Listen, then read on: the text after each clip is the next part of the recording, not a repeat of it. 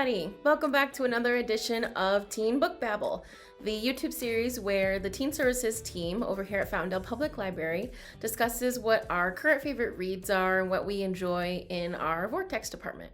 Alright, so to kick things off, today I'm going to review Cinder by Marissa Meyer. So this book, it is a series. It has 4 books in there, plus some little novellas in between, short stories, things like that, both before and after. It's quite the universe. Like, Marissa Meyer is very well known for building amazing universes within her novels. Cinder is no exception.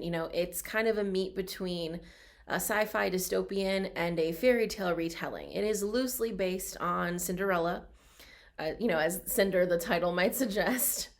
And it is, fantasy, sci-fi, stuff like that. It's very reminiscent of things like Star Wars, Dune, Firefly, if anyone knows of those. It does come in book format as well as ebook, audiobook, and playaway. So you can get it, just however, which way you want pretty much. It is located in our fiction section under Meyer. And like I said, so let's get into what Cinder is about. So Cinder is a mechanic. She lives in this sort of futuristic feudal China. So she lives in this place called New Beijing. And like I said, she's a mechanic. So she puts together, robots for people. She repairs things, anything that breaks down. Because even though it's very much like a dystopian feudal setting, there's technology, rampant technology that's way advanced, super crazy. There are robots walking around and functioning very similar to humans and androids and things like that. They pretty much use tech to kind of run the entire world. And so Cinder, lives with her stepmother and 2 stepsisters. One of them she gets along with really well and is very close with. And then the other one is similar to the stepmother, that whole trope. So there is a plague that's ravaging the country of New Beijing.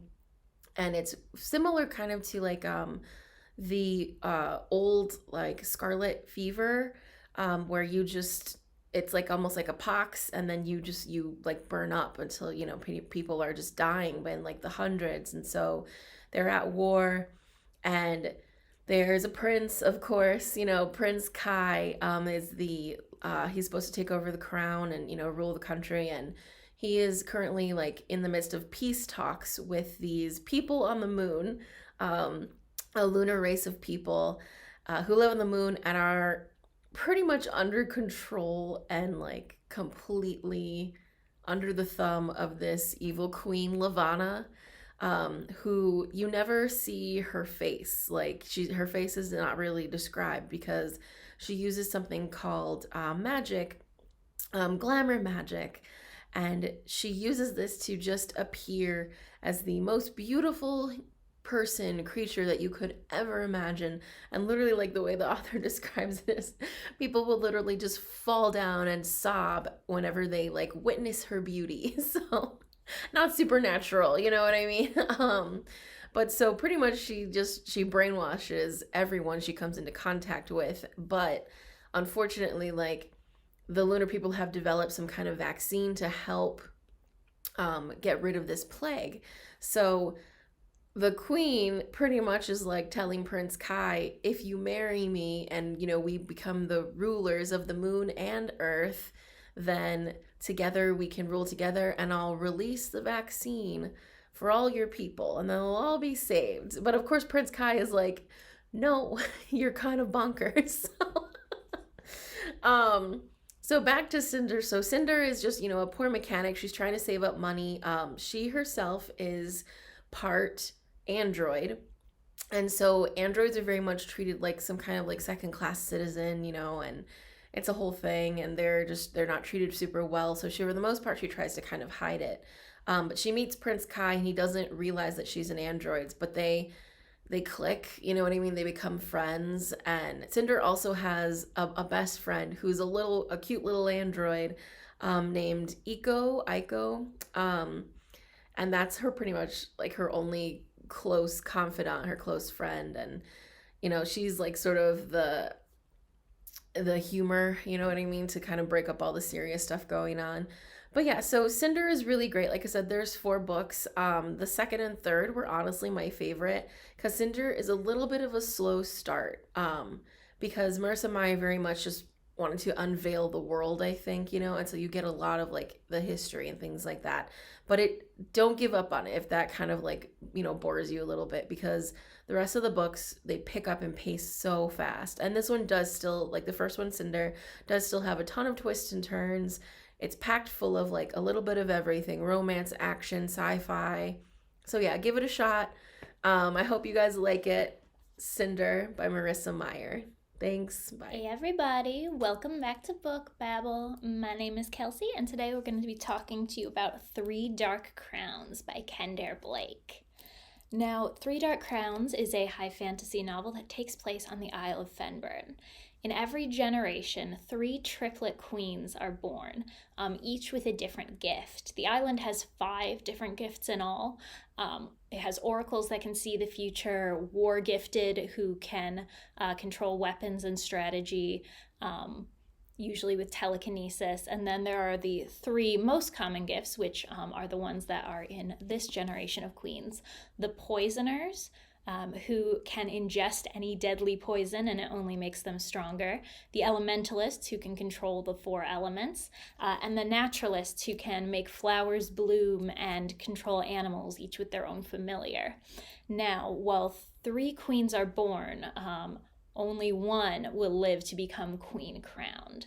So during their 16th year, beginning on their 16th birthday, is what is called the Ascension Year, at which time the 3 queens will have 1 year to kill 2 of the sisters until only 1 remains to become queen. Now, the past 3 queens have all been poisoners, but the upcoming generation, the elementalist Mirabella, is very, very powerful, whereas the poisoner Catherine seems to have almost no gift at all. And well, Arsinoe, the naturalist, people sometimes forget she even exists. However, there is one catch. Mirabella does not want to kill her sisters, so who will win and become queen crowned is really a toss-up. My favorite part of this book is definitely the world building. I really, really love the different cultures that developed around the different factions and the different gifts. The poisoners' culture is very, very elegant, but like sneaky, like it's a very, very Slytherin culture. And really each of these factions and groups and families is very, very unique, but reflects their gift well, and each of the characters has something you'll sympathize with. It starts out a little bit slow, but it is definitely, definitely worth it. It's the first in a quartet, so there are 4 books, as well as 1 set of spin-off prequel novellas called The Queens of Fenburn. Don't read that one first. Definitely read 3 Dark Crowns first, because otherwise Queens of Fenburn will spoiler a little bit of stuff. It is one of my absolute favorites. I would love to hear who your favorite sister is. We have all of the physical books in our collection, and you can also get 3 Dark Crowns on ebook and e-audiobook. You can get the ebook through Access 360, Hoopla, and Libby, and you can get the e-audio through Libby and Hoopla as well. So hopefully you will enjoy, and I can't wait to hear what you think about it. Hey everyone, Miss Randy here. Today I am going to be talking about Daughter of the Deep. This is a brand new Rick Riordan book that just came out. For those of you who are familiar with Rick Riordan, he is famous for his Percy Jackson series, and he is one of the most recommended authors by our teen volunteers. They love his Percy Jackson, Magnus Chase, pretty much everything that he's written. I'm a big fan of Percy Jackson, so I decided to pick up Daughter of the Deep to check it out. This is a middle grade fantasy science fiction novel, so let me tell you what it is about. So in Daughter of the Deep, Anna Dakar is about to finish up her freshman year at Harding Pencroft Academy. She and her older brother Dev both attend the school after their parents' death 2 years prior. So Harding Pencroft is a 5-year high school that graduates the best marine scientists, naval warriors, and underwater explorers in the world. So it's divided into houses, kind of like Harry Potter. There's a joke in the beginning about Harry Potter houses as well. So the students study everything from communications and exploration to engineering, medicine, weapon systems, and much more. So at the start of the story, Anna and the entire freshman class embark on their end of the year trial weekend where they're supposed to learn exactly what the academy is all about. There's been some, secrets that haven't been revealed yet. So they're about to go on this weekend trip. And on the way, they witnessed a horrible tragedy, the destruction of their school and possibly all who were inside. So now the students and their teacher, Dr. Hewitt, are on the run from a rival school called Land Institute, who wants the technology that Harding Pencroft Academy hides from the world. And they also want Anna as well, because Anna is actually the descendant of the famed Captain Nemo, and just may be the only hope for their survival. So I picked Daughter of the Deep up because I was really excited to see a new book by Rick Riordan. I've loved his other series, like Percy Jackson. Just like our Teen Volunteers, I enjoy the books that he's written. So it was great to see another action-packed adventure by this author come out this year. The other thing that I liked about this book is the fact that, he's taking a fictional story, Jules Verne, and saying, oh, this isn't really fiction.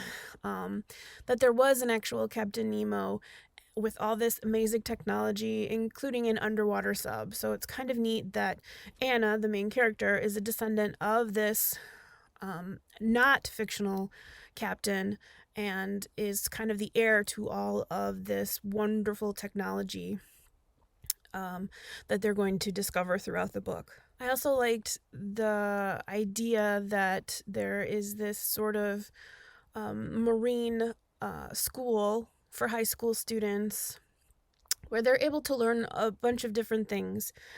As a kid, I also wanted to become a marine biologist and work with dolphins. So it was great, seeing all of these students sort of in their different houses and learning their different things.